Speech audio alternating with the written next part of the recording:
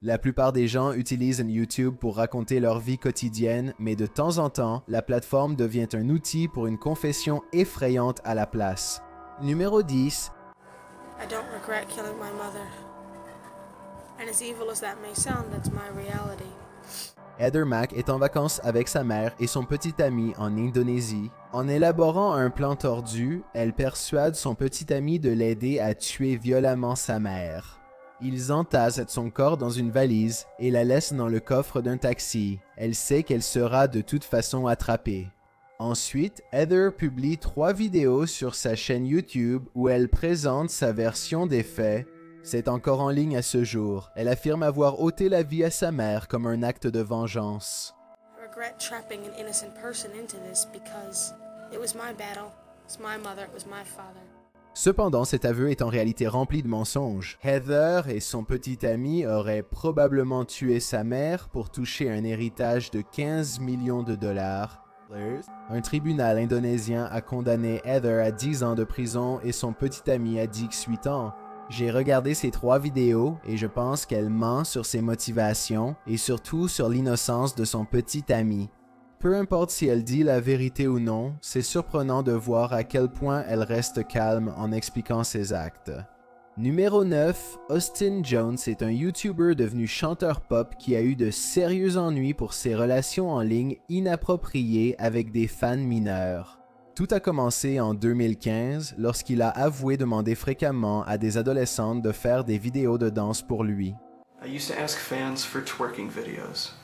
It's not something that I'm proud of. It's not something that I think is right. And I shouldn't have done it. La vidéo d'excuses de 16 minutes continue en apportant quelques clarifications sur la rumeur. Nothing ever went further than twerking videos. They were never. La confession se termine avec Austin Jones affirmant être une meilleure personne qui a tiré des leçons de ses erreurs. 2 ans plus tard, il a été arrêté à Chicago pour un acte similaire, mais pire que ce que nous imaginions tous. De nombreux fans se sont rapidement manifestés et ont déclaré aux autorités qu'Austin Jones avait eu des interactions inappropriées avec eux en ligne.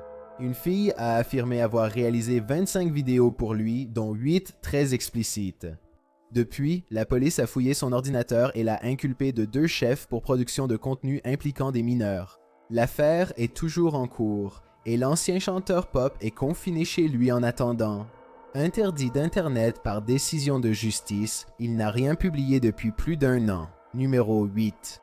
Il n'y a pas si longtemps, une personne nommée Monsieur Anime faisait des critiques de dessins animés japonais sur YouTube. Il a réussi à attirer une base de fans assez importante et tout semblait bien se passer pour sa chaîne. Un jour, il a perdu le contrôle et tué toute sa famille avec une arme à feu. Environ 1 mois avant que l'incident ne se produise, il a publié une vidéo au titre suspect intitulée « Mr. Anime prépare quelque chose ». La vidéo paraît normale, sauf quelques détails. Il mentionne faire une pause un moment. Par moment, on dirait même qu'il fait ses adieux à tout le monde pour de bon. Merci beaucoup d'être resté avec moi et de regarder la chaîne. J'ai eu plus d'abonnés que jamais.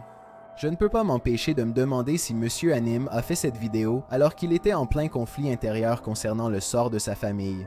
On dirait presque qu'il essaie de décider s'il doit continuer à bâtir sur le succès de la chaîne ou commettre un acte indicible contre ceux qui l'aiment le plus. Numéro 7, Ben le Serviteur a une chaîne YouTube où il discute de divers aspects du système juridique. Un jour, il reçoit un commentaire étrange de quelqu'un qui dit quelque chose de vraiment troublant. Ben le Serviteur ne trouve pas ce commentaire drôle et alerte immédiatement le FBI. Peu de temps après, il entend frapper à la porte de son bureau. Well, the next day, I had 2 FBI agents standing in my office, taking down the information, taking down the... Les agents relient finalement le commentaire YouTube à un étudiant de Floride, désormais tristement célèbre. Quand ils l'atteignent, il est déjà trop tard. Il a pris la vie de 17 élèves le jour de la Saint-Valentin. Cette confession vidéo dérangée est ce qu'il trouve sur son téléphone portable. When you see me on the news, you'll all know who I am. Cruz n'a pas encore été condamné. Numéro 6. Myron May entend des voix dans sa tête depuis un certain temps déjà. Et maintenant, il est convaincu qu'il est suivi par des agents du gouvernement dans le cadre d'un programme expérimental. La seule issue à cette expérience, du moins dans son esprit, était de faire quelque chose de terrible.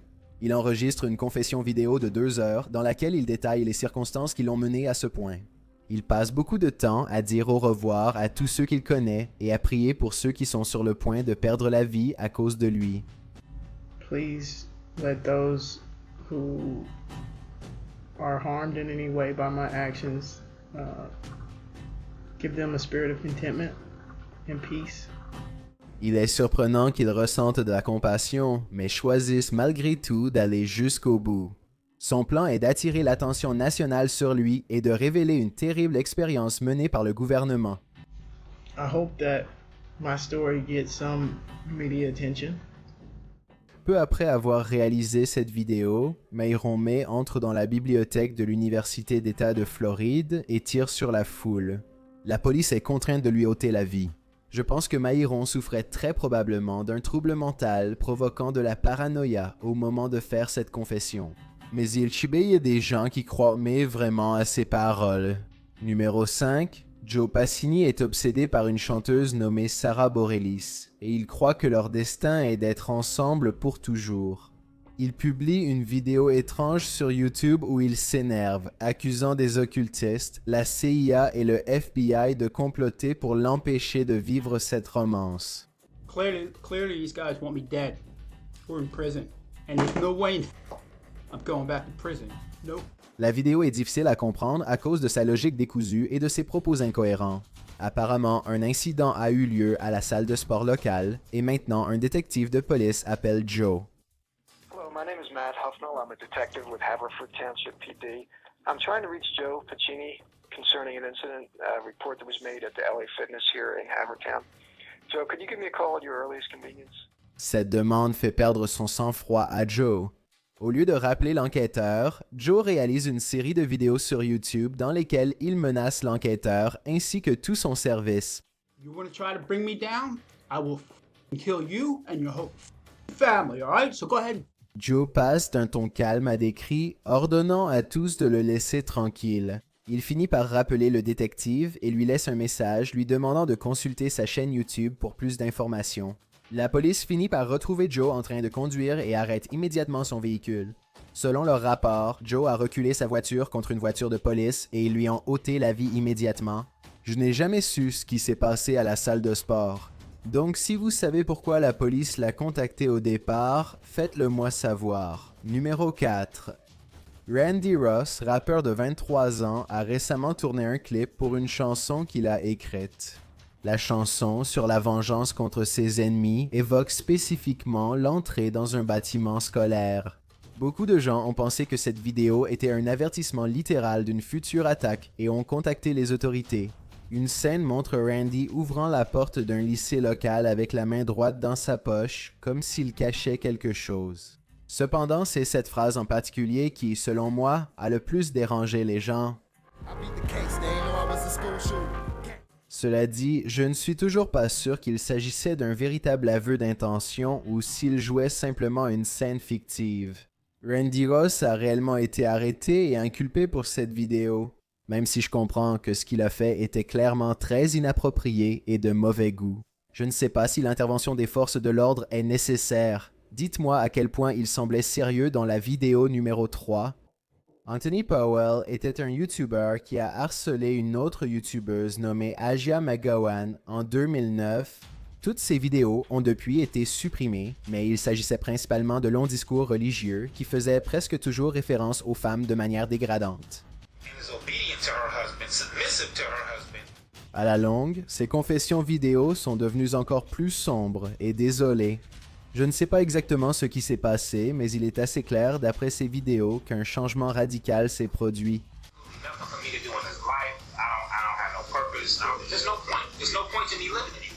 Les personnes avec qui il était le plus proche ont fini par signaler ces vidéos à la police uniquement par inquiétude, mais sans qu'aucun acte réel n'ait été commis. Pourtant, il y avait peu de choses à faire. Finalement, tout cela allait bientôt changer. Le 10 avril 2009, Anthony Powell s'est approché par derrière d'une camarade de classe nommée Asia McGowan et lui a ôté la vie avant de mettre fin à ses propres jours. À ma connaissance, rien ne justifiait vraiment qu'Anthony choisisse Asia plutôt qu'une autre. Numéro 2, QBA est un rappeur du Mexique avec une chaîne YouTube assez populaire. Récemment, il a avoué à la police qu'il travaillait pour le cartel de la nouvelle génération, qui est en gros la mafia mexicaine. Il a tué au moins 3 personnes et les a dissoutes dans des cuves d'acide. La police analyse intensivement ses clips musicaux pour voir s'il a déjà fait d'autres aveux dans ses chansons. Après tout, n'importe qui dans la vidéo pourrait être un complice, et chaque parole ou plan de caméra pourrait être un autre élément de preuve potentielle. J'ai regardé beaucoup de ces vidéos pour trouver plus d'indices, et la seule chose que j'ai remarqué, c'est qu'un décor en particulier revenait sans cesse. C'est toujours ce petit coin boisé près de voies ferrées. Ce n'est peut-être que mon imagination. Mais je ne peux pas m'empêcher de me demander si un 4e corps ne serait pas retrouvé ici si la police pouvait enquêter dans cette zone. Avant de passer au numéro 1, je m'appelle Chills et j'espère que vous appréciez ma narration.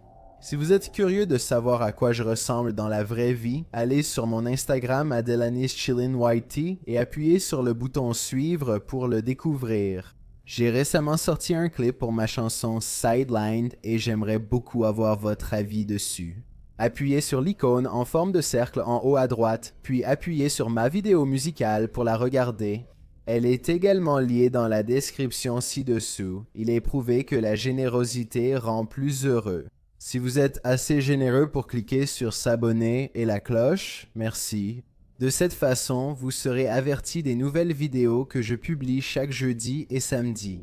Numéro 1, Pika Erikeven, était un étudiant en Finlande qui a fini par ouvrir le feu sur ses camarades un jour à l'école en 2007. Plusieurs vidéos sombres ont été publiées sur sa chaîne YouTube peu avant que cela n'arrive. Dans une des vidéos, Pika Eric utilise exactement la même arme à feu sur une pomme dans les bois. Le titre de la vidéo indique qu'il testait simplement l'arme à feu, peut-être un sombre présage de ce qui allait arriver. Dans une autre vidéo, une chanson intitulée Balle perdue joue sur des images de son lycée. Des photos le montrent posant avec une arme à feu, illustrant ce qui allait arriver. Je ne peux pas m'empêcher de me demander s'il aurait été arrêté si ces vidéos avaient été remises aux autorités à temps.